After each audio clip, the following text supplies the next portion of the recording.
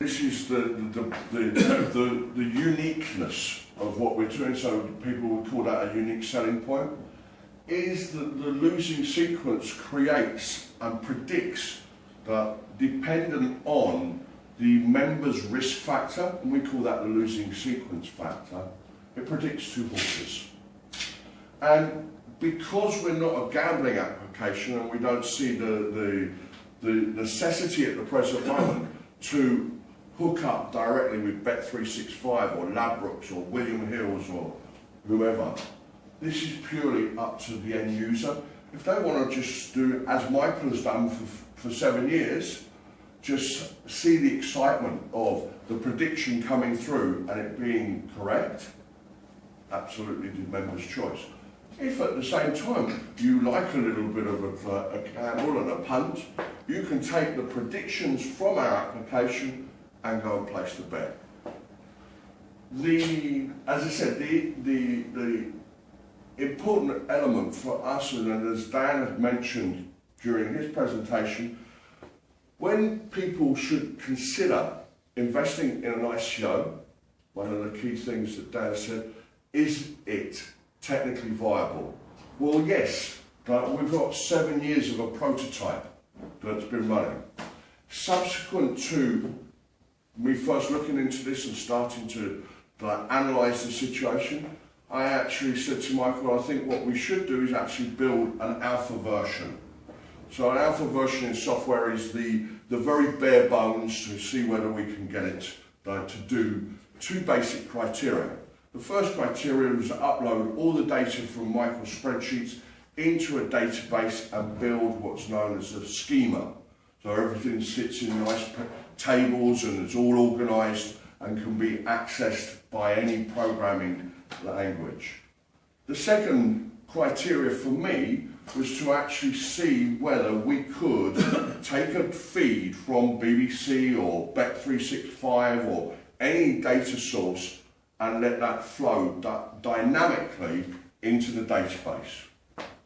Both of those we successfully achieved, which was a milestone for myself, for having been the investor to date, was to say, right, well, I now can turn around and think about actually moving this product forward, because it's achieved 7 years of a prototype in a spreadsheet format.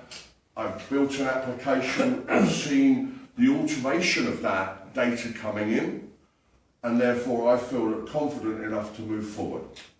And that's sort of when I started re-talking to Dan about possible advice. Hey, Dan, can you tell me some ways, obviously apart from angel investors, and I knew nothing about crowdfunding. That's all right, Bernie, but think about this as doing an ICO. And I'm like, pardon? And I had no idea about it.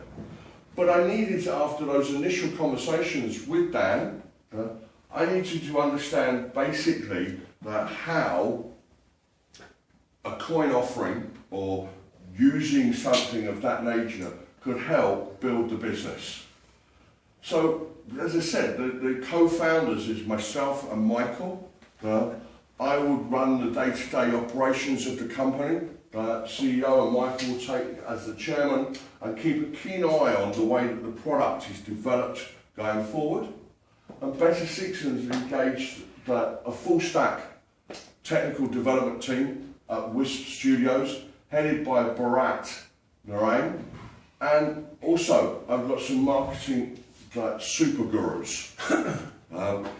And we've already managed to bring on board Richard Dunwoody and Bob Champion, both well-known celebrities within the horse racing industry. And I'm negotiating currently to have Frankie Dettori as a third ambassador and get their endorsements as users as the product. So then we were in a situation, as I said, discussing with how we got to Dan and everything as far as that's concerned. My need was to work with companies that can provide me expertise straight out of the gate. a lot of funding, like either traditional or in this particular sense, startup companies waste money and waste time because they haven't got the right people in the right seats. So by going to Dan, by outsourcing my development to a dedicated company who would become therefore almost executive directors of the overall company, they have a cost of ownership. By doing the same with Dan, I can make sure that I've got market leaders in creating an initial coin offering rather than me thinking, oh, let's see what happens, throw it all out there to the wind. Now, with Dan, one of the things that I wanted to do, and having through that last 6 months of research, was to make sure, reputationally, for myself and for Michael and the rest of the team, that we could stand up in front of people, now and in the future, because we are reputable on the basis we have a product, and we'll build the token to have its own demand. And that's where it comes about by saying we're going to use it as an in-app currency. And therefore, as Dan was explaining earlier, with regards to the difference between a securities token and a utility token, we're going to make sure that as becomes a utility token, that can be used within the application. So if you wanted to buy, let's say for example, Jim at the back there says, I can't be bothered with these tokens. I'm just going to put my credit card down and I want to pay my monthly subscription from that. That's fine. But then we may have Michael who say, no, I'm going to go with the coin, the token. We will incentivize our own customers, our own members to use the coin, which therefore keeps the demand and the value of the coin, even without it being traded or mined by other people that are just interested in coin trading. So, as I say, covering the utilisation of it gives us a raison d'etre. We're in the market, we're going to make sure that we protect the coin by using it within the application. And realistically, where are we going with the company? Obviously, what Michael had developed in the first stages was all about UK horse racing, which is by far the largest horse racing market available. We will then move to, as we expand over the first year, we're going to include and wrap in the Irish market, and in no particular order we'll do Australia, South Africa, Canada and the US. Simply because we don't have to change any of the user interface, it's all Anglo-English speaking countries, and it will be easy for us then to roll out to these other regions as we do it. We can and will do, as part of the sort of 1 to 3 year plan, is we will internationalise the application.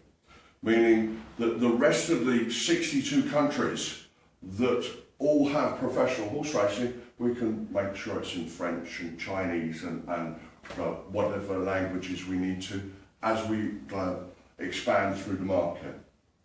But the really important factor about this is that the same mathematical algorithms that Michael created all these years ago and has been using solely for UK horse racing, we can take to American football, we can take to British football, we can take to cricket or baseball or any sport, as long as we can actually track a losing sequence.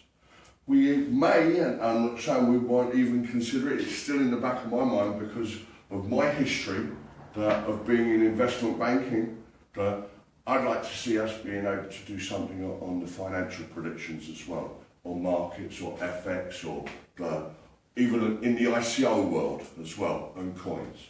So I think the closing statement from my side is that what I'm trying to do by hosting this particular seminar is to help people understand what coins are, what is the actual underlying technology, the blockchain, and I'm hoping that the example I provide to everybody as far as better sequence is concerned will be established based on real enterprise software, reputable practices in business, And as I say, there's opportunities to buy the coin and use it within the application. And as a sideline, we will, as I say, incentivise the use of that coin with different additions to the software and opportunities to use that coin to strengthen its own basis by trading itself.